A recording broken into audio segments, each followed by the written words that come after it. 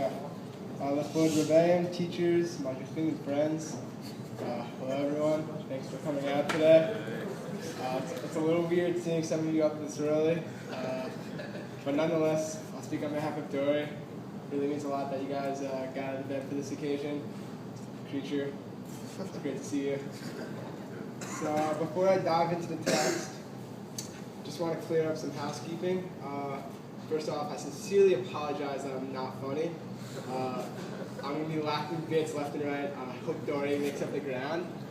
But second of all, what I'm about to say, I don't want it to sound like it's a musser in any way. I just want to share with you guys a little something that I learned from this entire experience. Yeah, here we go. So on Daf Tet Zion, I'm going to bet the Gemara, but really it's the Megila says, Vayehudim Aitar Hora V'Simcha V'Sasa V'Yikar. The Jews had light and gladness, joy and honor. Now if I were to guess, I'd say mostly everyone in this room either knows that pasuk by heart or at least recognizes it. Truth is, I hope we all do because we only say it every Saturday night in Abdallah. So the question is, what is the significance of this pasuk? That we say it every week, and that we say it out loud, we read it out loud in the Megillah. So what is significant about this pasuk? So the Gemara explains.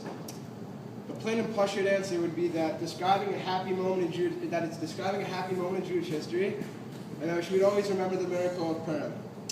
Great answer, Shkayach, it's a great answer.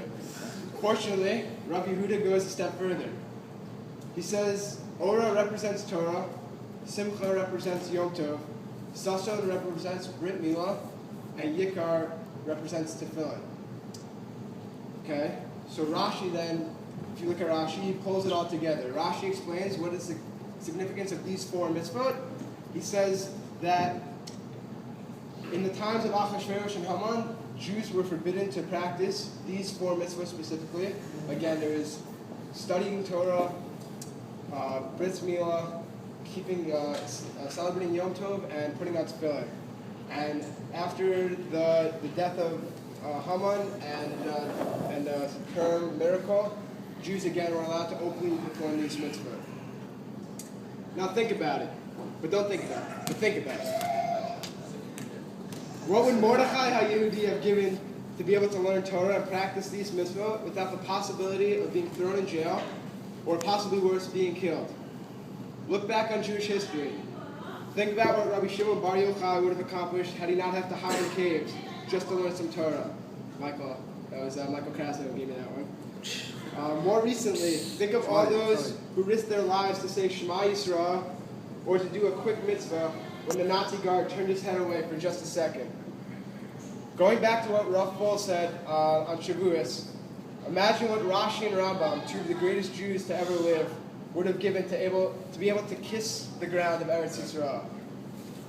Coming fresh off of Shavuot, a holiday commemorating the reception of the Torah, we all had the privilege of walking to the Kotel at sunrise and witnessing a modern-day Aliyah HaRegel as tens of thousands of Jews joined us. Now is a great time to stop and say one word: Ashreinu. How lucky am I that I'm able to do all these things? How lucky are we that we can study Torah in Yeshivat in Eretz Yisrael without a single worry in the world? And if you really think about it, what we're doing this year is truly unbelievable. Just because I was very curious, I went ahead and calculated the total time it takes for a person to watch the entire Breaking Bad series. And for anyone who doesn't know Breaking Bad, it's a TV show that's very popular here in Ashreinu.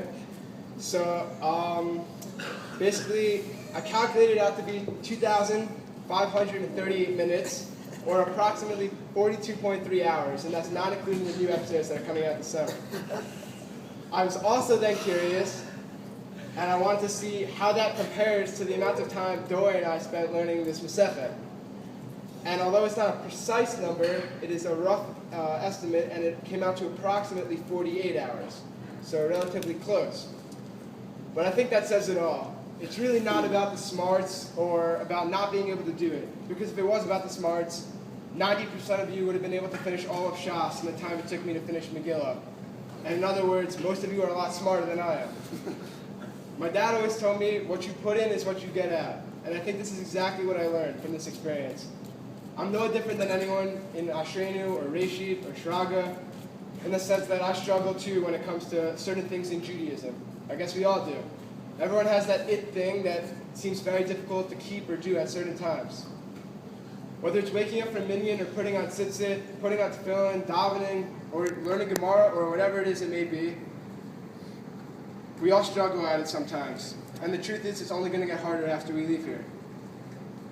I just quickly want to talk about something that I learned this year in one of my classes. I think I can apply to this. Happened to learn it in Rav Spiro's class. So in the time that he was here, he really taught me something very big. And it comes from Pirkei Avot. So it says, "In ein ani li mili." So if I'm not for myself, then who will be for me? Uksha ani la'atzmi ma ani. And if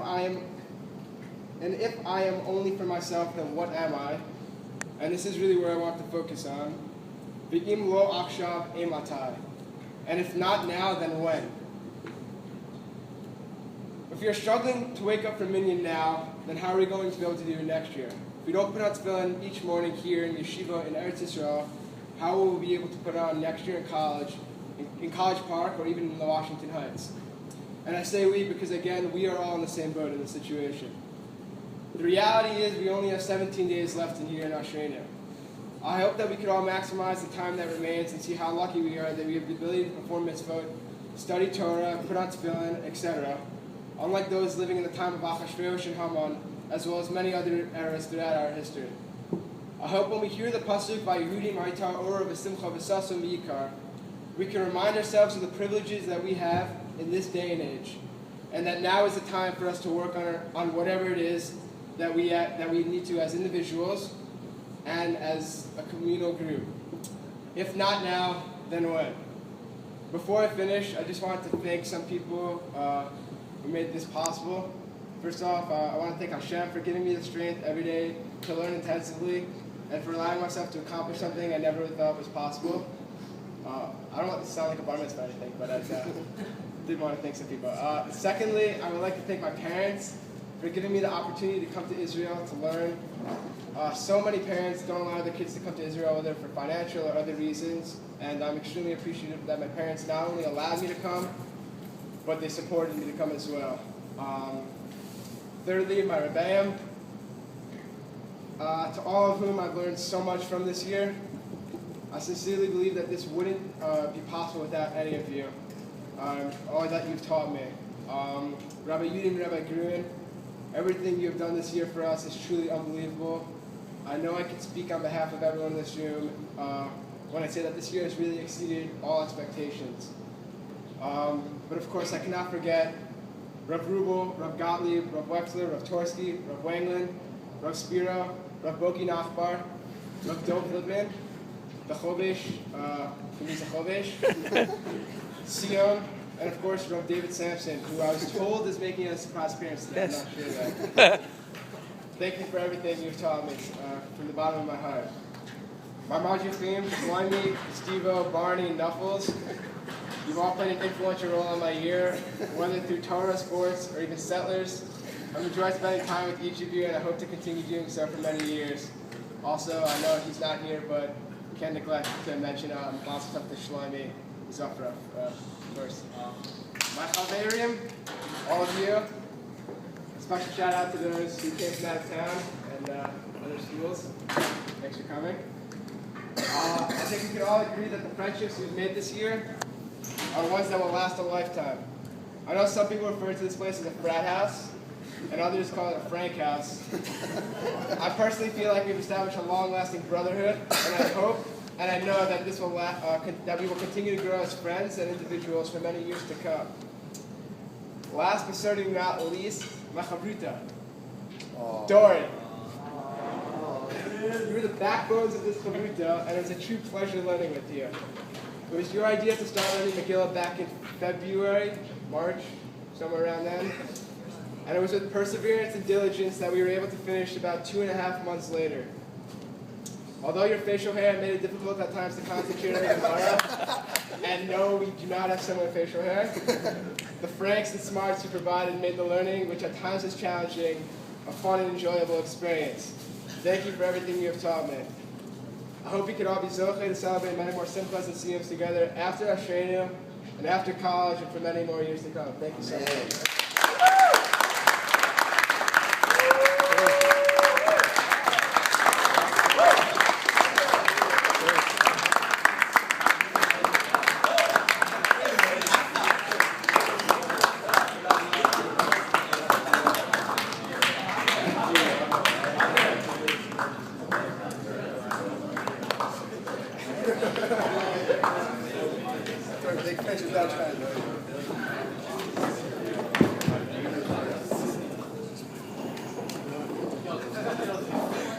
I don't know the